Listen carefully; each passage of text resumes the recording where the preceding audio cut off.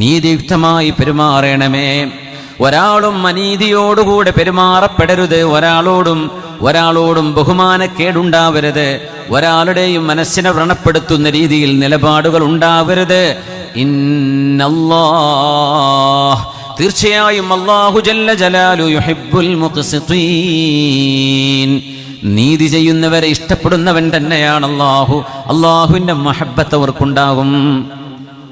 ലോകത്ത് മനുഷ്യൻ ആഗ്രഹിക്കുന്നത് നീതിയാണ്. സമ്പത്തില്ലെങ്കിൽ സഹിക്കാം, ദാരിദ്ര്യമുണ്ടെങ്കിൽ സഹിക്കാം, രോഗമുണ്ടെങ്കിൽ സഹിക്കാൻ പറ്റുമെന്നാൽ ഒരാളോട് അനീതി ചെയ്യപ്പെട്ടാൽ, അതിക്രമം ചെയ്യപ്പെട്ടാൽ, മനുഷ്യന്റെ വികാരം വ്രണപ്പെട്ടു കഴിഞ്ഞാൽ അവിടെ പ്രശ്നങ്ങളുണ്ടാകും. അല്ലാഹുവിന്റെ ആഹ്വാനമാണ്, ഒരാളുടെയും ഹക്ക് അതിക്രമിച്ചെടുക്കരുത്.